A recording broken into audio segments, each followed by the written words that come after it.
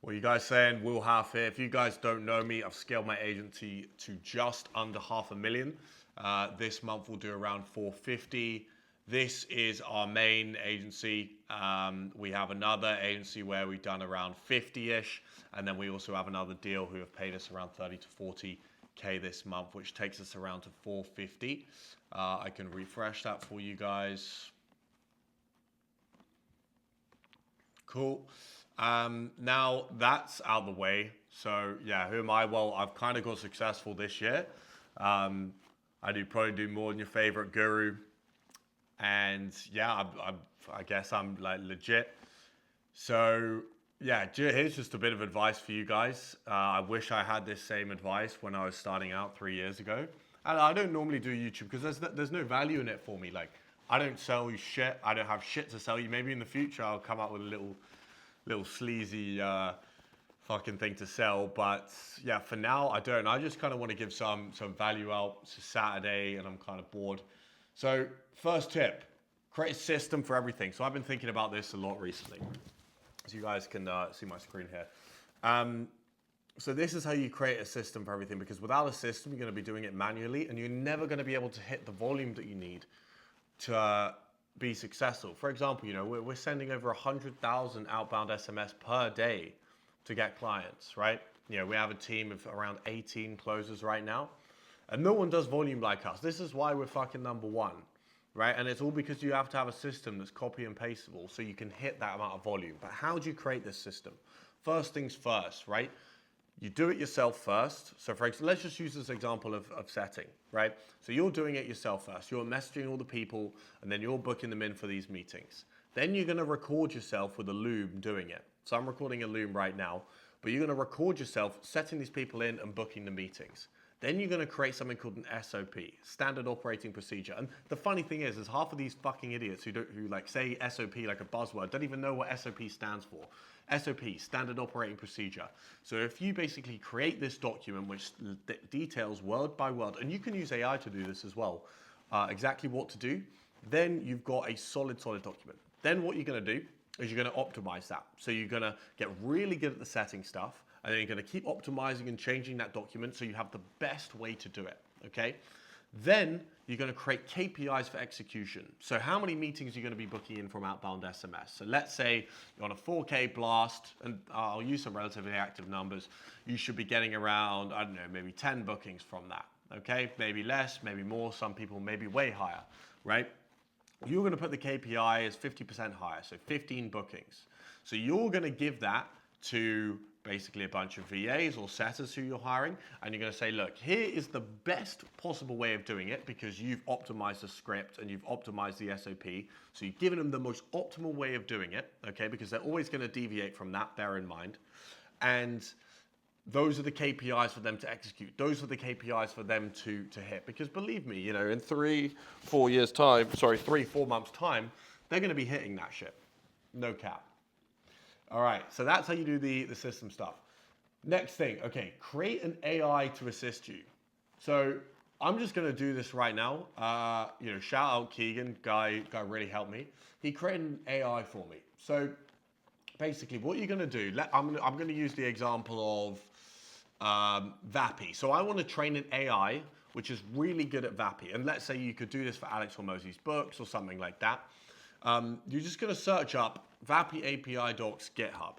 Or, I mean, you could search up Alex Hormozi books GitHub. You're gonna click on the link, okay, where it says code here. You go download zip, and you go to explore, you go to create. You can name your GTP. So I'm gonna do VAPI expert.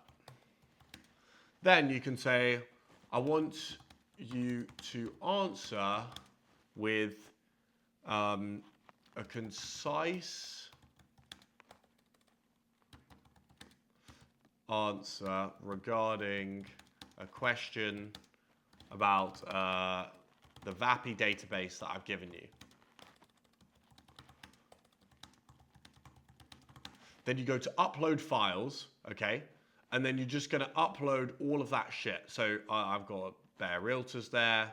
You can just upload that list and then you're gonna be trained on it. You just press create and now you've got a perfectly trained VAPI AI. I've got one done by Alex Hormozi. which is really good. And it helps me with any kind of business decision. It's better than any mentor that you could possibly have. This thing is fucking cracked. Okay, next thing. The belief that it's possible. Now this sounds cringe, and look, I've never been a mindset guy. If you guys have watched my content before, you know I'm not a bullshitter, right? But the belief that it's possible. So for me, there was a 16-year-old guy who kind of scaled his agency this year to around 400K a month. We thought the possibility, the upper ceiling for this niche was 250, okay? And he absolutely shattered that. Now, what I hated is it took me seeing another person actually accelerate and hit the limits for me to believe that's possible. But if I'd just done that naturally and thought, oh fuck, like these guys, everyone else is saying 250, I don't buy that shit, right? I believe it's way higher, right? So don't let that shit happen to you is what I'm trying to say. So I'm fucking struggling getting my words out there, but just don't let that shit happen to you. Believe that it is possible, and it will all come. Fourth point, get on the mentor ladder. Okay, so I don't do mentoring. This is not, as I mentioned, I literally don't sell anything, okay? In fact, like, I prefer you not to message me and ask questions, right?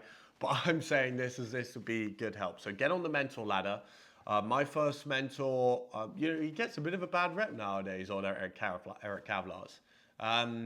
He gets a bit attacked online, but he helped me. There's not many other mentors with people over 400K a month. But the bottom line is get on the mentor ladder, okay? Because once you're on there, you're going to connect with so many different guys who are around the same methodologies, like around the same kind of revenue as you. So let's say you're all like 5 to 15K. So you're going to find loads of people who are around the same revenue as you. You're going to go on a little holiday, probably somewhere shit like Morocco, like where we went, or some fucking dingy villa in Spain, okay? You're going to have a sick time, but you're going to be grinding there and you're going to be sharing all of the shit, right? And chances are you probably guys have different business models, you're going to share best practices, and that alone is fucking worth the amount of money that you're going to spend on the mentorship, right?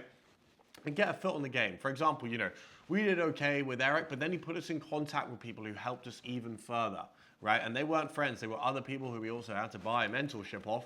But at the end of the day, would that have happened without Eric? Probably not, and that's something that you've got to take to consider, right? Even though he didn't directly, like scale us. You could argue no one directly scaled us, but he did make those connections, right? And what I would say is like a lot of them seem like a scam from the outside. And this is a really sad thing, actually. There's this group chat that I'm in, and there's some people there who I connected with about 2-3 years ago, right? And they're still like sub 10K a month, like we were back 2-3 years ago.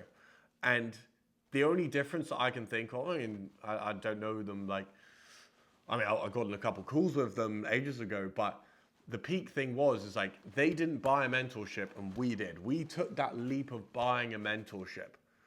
And it's a hard one to take, but would you rather take that risk of possibly getting scammed, right? Even though you can probably make something out of it because there's other people who got scammed in there and you can kind of work shit out with them.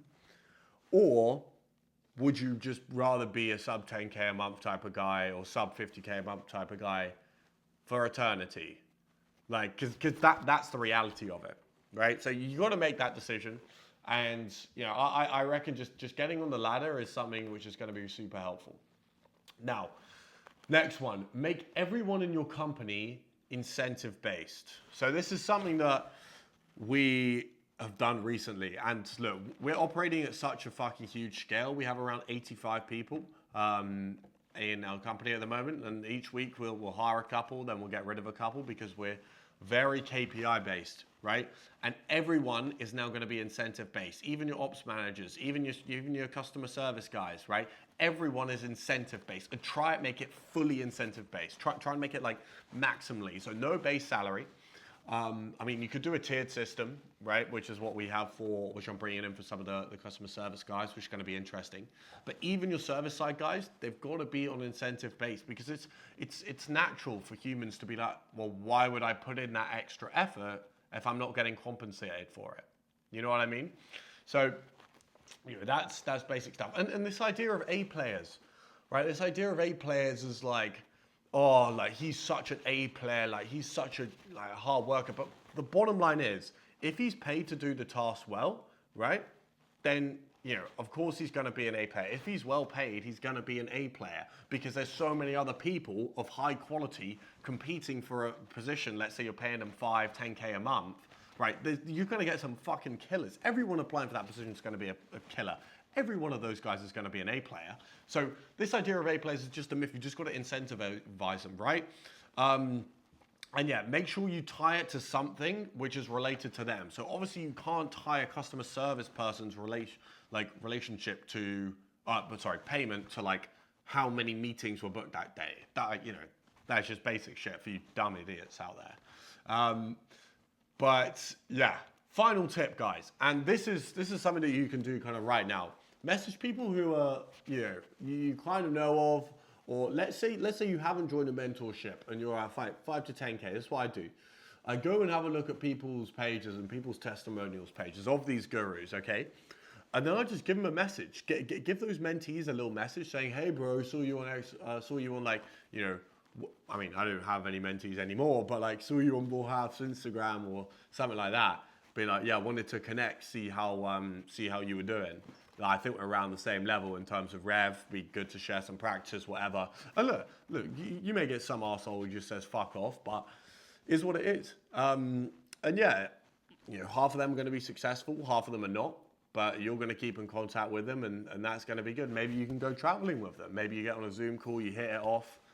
Not in a sus way, but you hit it off and you kind of go traveling with them. And that's what this shit's all about, right? That's what, like all this online money and all of this stuff, it's the traveling, really. It's that aesthetic life, getting money with your boys, like, going to the beach and shit, having a sick time in a foreign country at like 2 p.m. on a Tuesday. That's what this shit's all about, and that's what it can give you. So, yeah, make sure you kind of take this advice, and don't message me if you've got any questions. I won't answer them. But best of luck, guys.